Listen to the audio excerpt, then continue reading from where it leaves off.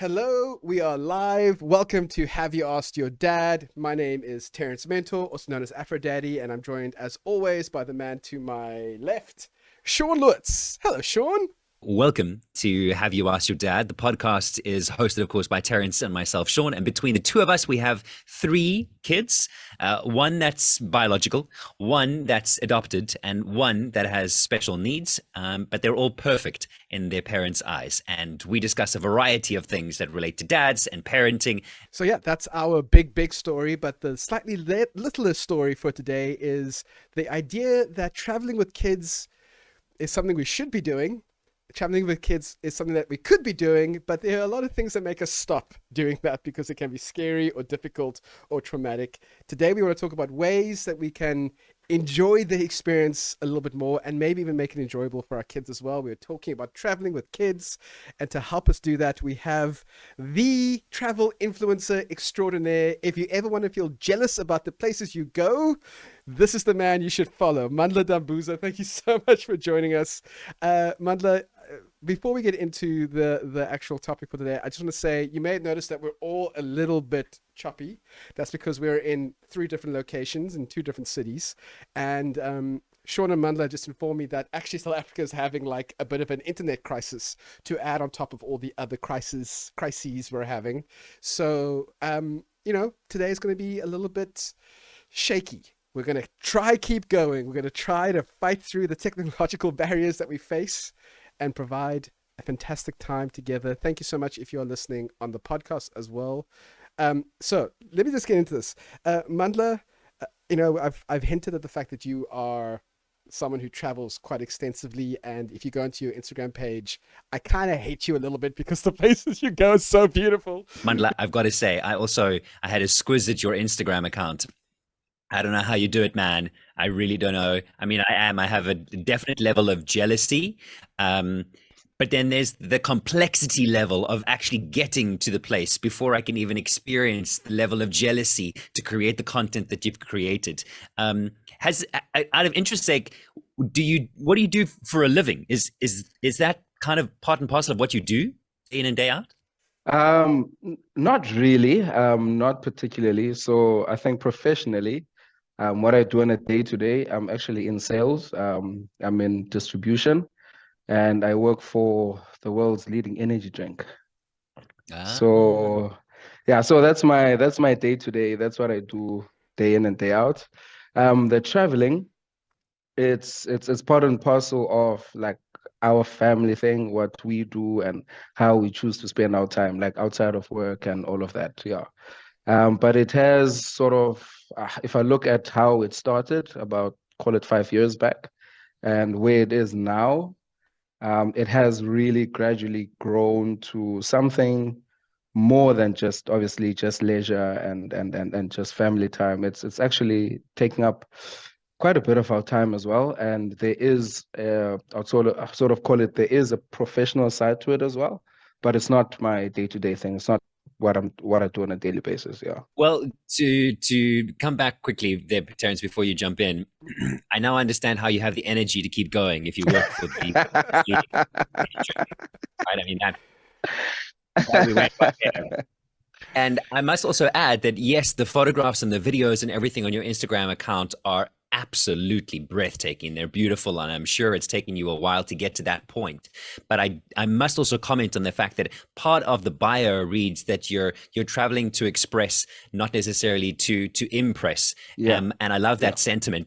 Clearly going out, exploring, learning, sharing, and there's this holistic approach to making sure that you as individuals, as parents, as a couple, as a partnership, get to make memories together with your kids. And I think the essence of today's episode is how do we make those memories in a way that doesn't bring about stress for everybody? Mm. How do you go about choosing locations that you travel to? Yeah, so I think most of the locations we actually see on Instagram, I would say about 80% of them we actually see on Instagram, and we're like, wow, this place looks fantastic.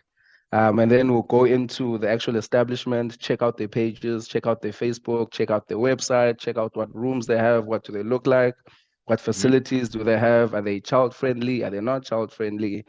How far are they from us, and all of those things. So I think I'd say about 80% is looking through like Instagram, and then I would say about 10% is no, actually, I'll probably say about 60% is Instagram.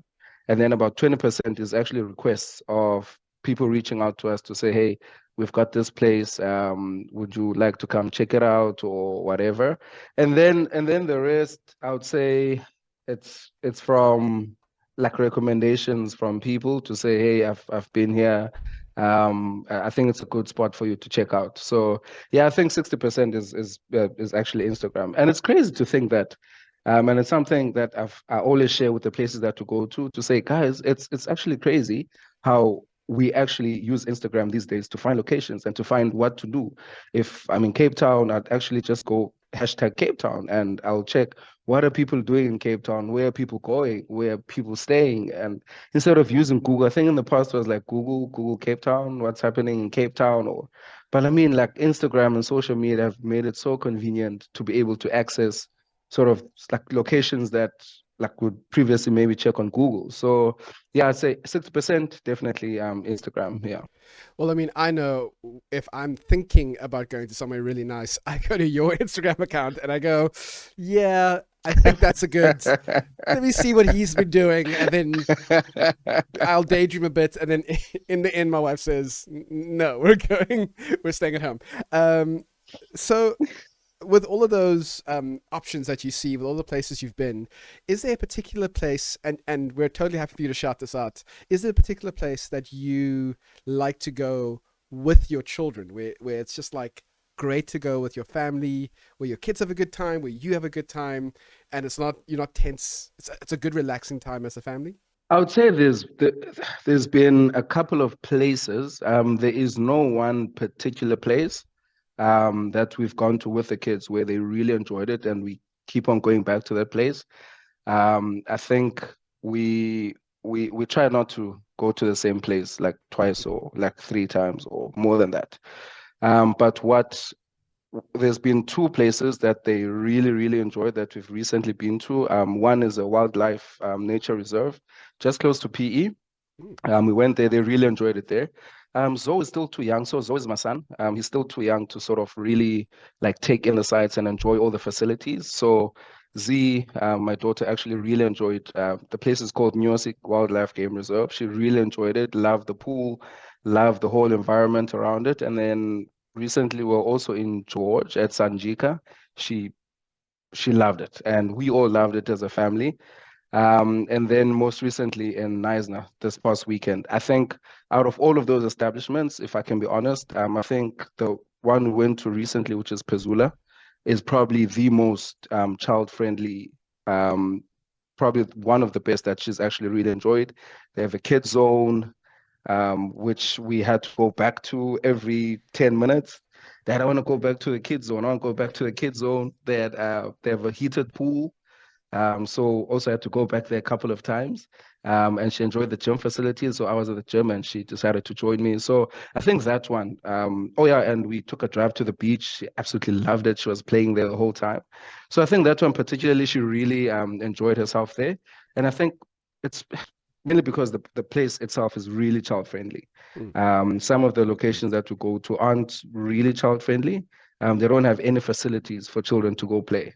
And I think that's what made this particular destination very good for her. Shauna, before we get Yeah. to the next question, I actually asked this question, the next question ahead of time with some of my Instagram followers, and I'm just looking at some of the answers. The one that really caught my eye was, if you want to travel easily with kids, travel at night so that they sleep for most of the Because journey. they'll be sleeping.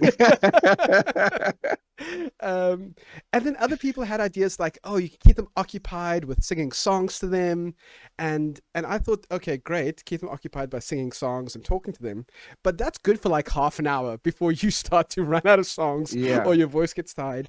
And finally, one last Or the person, internet cuts on the road or the and internet you cuts on can't the play any road. more songs. Yes. And what another follower on of Have You Asked Your Dad said was, in the lead up to that, he records himself reading stories to them when he reads a story to them at night, so that he basically does audio stories, and it's his voice talking to them, which they're used to. It calms them down. I was like, that's a That great is hack. genius. That is genius. That is genius. I've actually never thought of that. That is next level. That is dedication and a half. Well, those are the stories we like to unearth for dedicated dads everywhere. I Sure. think that is like you No, say, that's brilliant. completely next level. Sure. And as a podcast creator, I just want to say, like, snaps, like, dude, you have outdone the rest of us. When it comes to hacks, I must agree with you, Terence. I know you were posting that up on Instagram earlier today and asking community to say, what are the things that you've done to make that process of getting to the location? Because Mandla, like you've said, you've now figured out a method of choosing somewhere to go, but getting from point A to point B is sometimes a very stressful process. It's the packing and getting everything in the car on time, trying to get to a destination, because sometimes gates close or reception is not open, or check-in with a self-catering location, for argument's sake, has to happen at a particular time. There's always some kind of limitation along the way that builds the stress levels. Have you and your wife, between the two of you, do you have I want to say, like a silent communication style of divide and conquer in making sure that the family is ready on time so you can leave? And like, what's that process like? Talk me through the getting ready to go. Yeah. So I think that's the one of the hardest parts. Like you say, it's you see a location, you love it, you booked, you're ready to go. But I mean, what happens behind the scenes is never seen, right? So for us, we kind of do have a system that we follow, like you said, like a silent system that we follow. And for us, a trip doesn't start on the day where we're actually driving to the location. It actually starts as we decide, okay, we're going here. Number one, are we taking the kids, yes or no? And then we'll say, okay, sure. Okay. Yes, we're going with the kids. Okay. And the preparation starts from there, because now we have to think we've got a 6-month-old and a 6-year-old, very different, completely different ages, and their needs are different, right? Even when we travel, their needs are different. So we have to first think, okay, for Zoe, who's my son, who's 6 months, how long is the trip? So from us leaving the house and to us getting to where we're going, is it 2 hours? Is it 3 hours? Is it 4 hours? Okay, in that time, he's going to need to feed maybe 2 times. He's going to need to feed maybe 3 times. We're not going to stop on the side of the road and try and feed. We have to prepare his food before we even leave, to make sure that we've got everything that he needs. We have to prepare his diapers, have to prepare everything, and make sure that that is all packed in one bag that's not going to go to the back or the boot of the car, which is going to be kept inside the car. Yes. Lego. Yeah. I'm with you. Okay. Yeah, and then for Z, I also have to check. Okay, because she watches a lot of like these kids YouTube stuff. Have to make sure like there's no internet on the road, so I have to make sure that I download some videos for her to watch. Is it sufficient content for her to watch from when we leave and when we get there? Is the iPad charged to begin with? Because I don't have a charger for that in the car. And then obviously thinking, okay, so out of that, we're probably going to do maybe 2 activities, or there's a pool there. We need to think about clothes. So we start packing all of these things like days leading up to the actual excursion, so that by the time we get to the actual day, we are not stopping on the side of the road to try and feed. We don't get there and we're like, no, Z doesn't have a swimwear. We don't, like, we try and mitigate all of the inconveniences. So it's a lot of planning, which is, again, like it's never seen. It's a lot of planning that happens behind the scenes. So I think now we do have a system. We know what to pack. We know how to pack. We know how to prepare. Well, actually, even check like, okay, from here to there, how many gas stations are on the way? Where are we going to rest? Where are we going to stop? And all of this. So we calculate all of these things that we never used to, like when it was just the 2 of us. And sometimes when it's just the 2 of us, I can come straight from work, grab my bag, and we're out, and we'll see everything as we go, But like with the kids, it is a bit tricky. It is a bit different. It does need a lot of planning and a lot of patience on the road as well. So yeah, it does take up a lot of planning. So you see, this is where my big struggle is, because it's the planning and the doing it consistently ahead of time. I'm very much we're leaving in an hour, now I'm gonna start packing kind of guy. Drives my wife crazy. But the other thing that I'm also really surprised at nowadays, being a parent is when I have to travel anywhere by myself, how little I actually need. Like I've taught myself to travel light because the kids take so much car space that this They all do. you They just really do.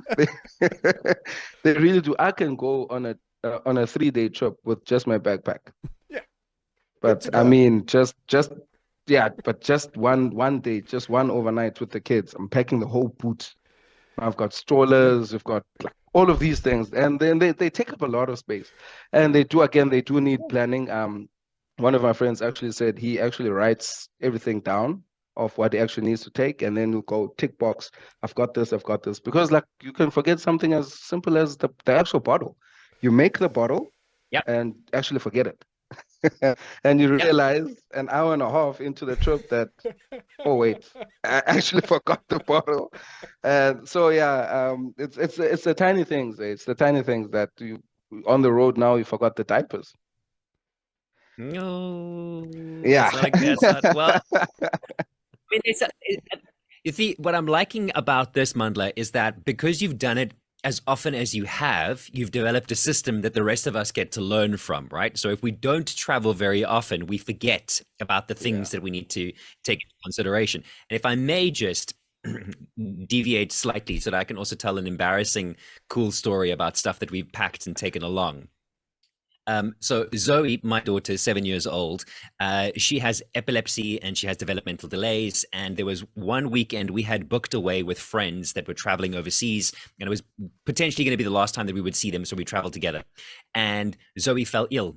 Now, in this means there's that much more stuff that you end up using and potentially needing, right? What if you need a thermometer? What if you need medication that you don't, all those potential things that you might need to take along with you.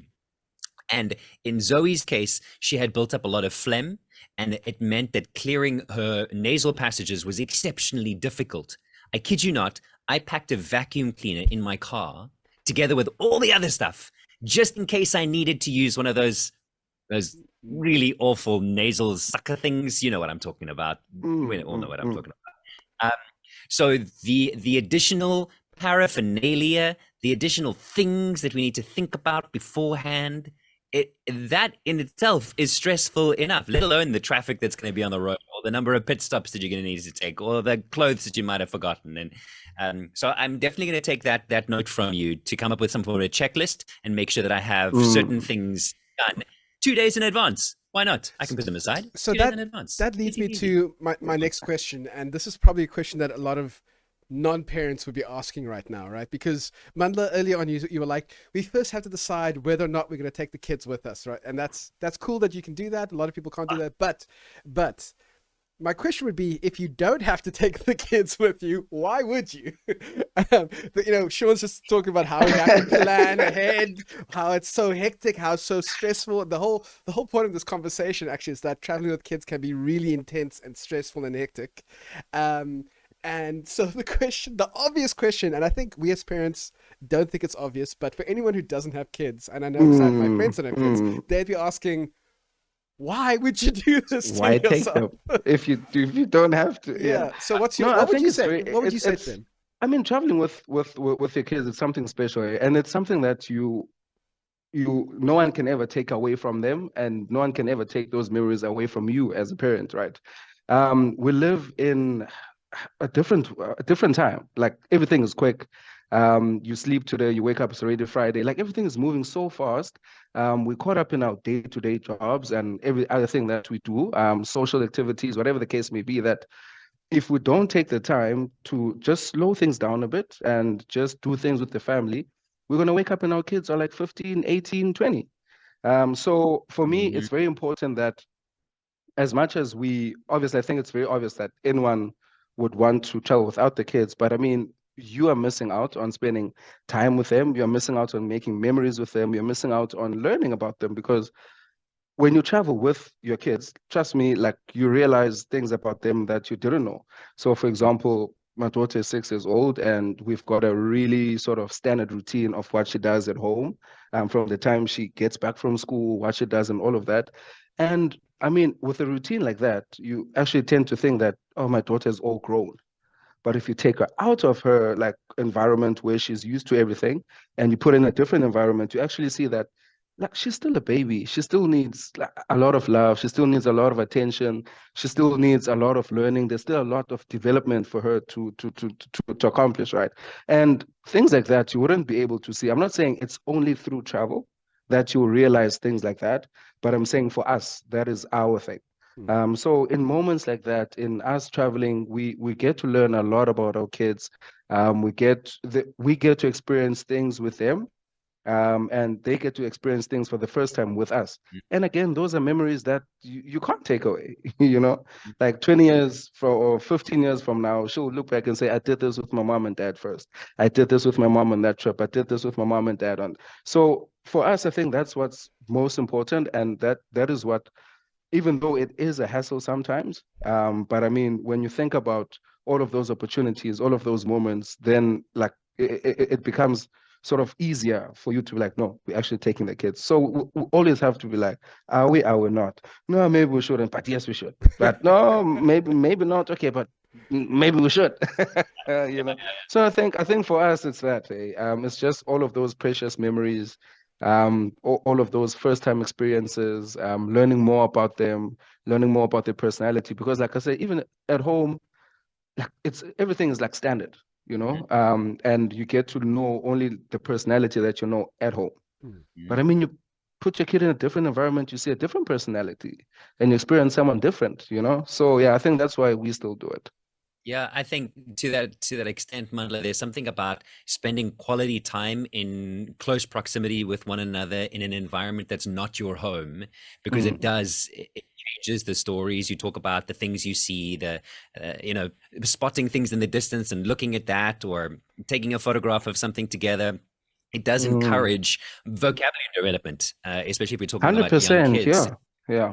Explorative play, all of those things, as you're also building memories together. And hopefully, with all of that energy spent, they sleep really well. So, this is, They never sleep well, Sean. Sometimes they do. Sometimes, yeah, no, they're too excited. Especially my daughter. She screams from the time we leave to the time we come back. And it's always a hassle. Here she's sleeping now, she's in bed, but if we were away now, she would still be awake.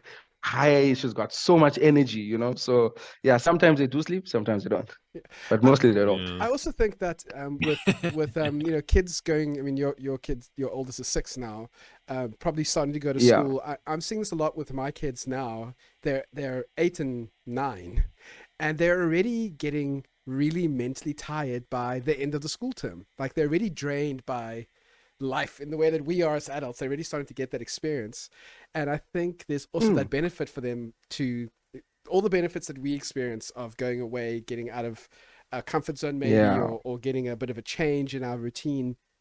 All of the benefits that we get from that, they also get from that. They also get, their cup gets filled in the same way that our cup maybe gets filled. Mm, And, mm, and just as you guys were talking, I was thinking that, we just went away for a week recently, near Swellendam. So like halfway between us and where you are, Mandla. And as we're driving that way, it's kind of on the way to Plet, which is where my wife used to go with her family when she was a child, and she was mm. still thinking about, oh, this is where we used to stop to get a sandwich. Oh, and this is the place where they used to have these strawberry things, or and it's all of these core memories that she had. The feeling of being in the back seat, singing and listening to her dad and mom talk and playing music and being annoyed by her brothers and all that kind of stuff. Those are still now, all these years later, not that she's that old, but all these years later, it's still there. And I think that's really the thing that's inspired me, because I'm not a traveler. I don't like traveling that much, really. That's not something that I'm used to doing. But seeing her talk about that experience now as an adult has really inspired me to always be kind of willing to make these more experiences for our kids. But then seeing someone like you do it as well is core to it. Can I just one last question? Sorry, Sean. I've spoken a lot, so Mm. just Sean's like whatever. Too. I apologize to him every episode because I'm always over talking. Um, the so we kind of have spoken about the times when you have gone, yes, we should take the kids with us. This is an opportunity to have great family core experiences. But there are times Mm, you've chosen not to take the kids with you. Do you ever feel yes. guilty when you've made those decisions? And how do you avoid that guilt feeling? No, always. We always do. Especially my wife. She's always the first one to say, "Let's call and check in." I wonder how they're doing now. Let's have you phoned? How are they? Can we do a video call? And yeah, so I think yeah, there've definitely been times like that where we've actually felt guilty about it. But I always know that whenever we make that decision to say maybe not this time, it's always for like a valid reason. Valid reason, for example, the place that we're going to only has one, call it like one room or something like that. Not enough, there's not enough space, or they actually don't even allow children there, or it's just maybe too far for them to drive for like 5 hours sitting in the car. Or so we've actually made those decisions, kind of based or like just looking after their best interests. So I Sure. think knowing that it Mm. actually makes us it eases the guilt a bit. Yes. But we still have the guilt. So, It's so we still if have the guilt, but I think mhm. yeah, if you were choosing to not take the kids with just because you needed a break from the kids, that would make you feel really guilty. That's the real guilt feeling. That would make us feel really guilty. And no, so to be honest, we've also had trips like that where we're like, okay, now it's literally just us distressing, right? Um, Adulting is not the easiest thing out there, especially in today's world. It's like everything is so fast. It's yeah, it's just stressful. There's a lot going on. And obviously we would understand that. Our kids won't understand that now. So we have taken time off to say, no, we need a break. And I think that's okay. The guilt will always be there, but I mean, it's okay for us as parents to say, this weekend is ours. Let us go and recharge, reset, and come back and be the best parents we can be to our kids. And I think that's also vitally important. We can't just keep going and going and going and pretend that having children isn't a full-time job on its own. It is. It really is. And especially if you're trying to do things like travel, try to add travel to that, it becomes pretty hectic, pretty quick, actually. So at some point, we do need to take a step back, realign ourselves, find the equilibrium again, and then get back into the family life again. So I think, yeah, for parents that do that and feel guilty, I think the guilt will always be there. But I think it's also important that we take care of ourselves and just make sure that we're always in the right mental state to be able to be the best that we can, like in terms of like our family life and at home and all of that. Yeah. Really great message. Very good message. Two questions from me, if I may. One, have you attempted flying with the kids yet? And the second one, which might be the first question, I've butchered this. Where did your passion for traveling come from? Is it something that was instilled in you from a young age? Okay. Yeah. So we flew with our daughter, I think 2 times. Okay. I wasn't there for the first experience. She flew down with my wife. They were going home.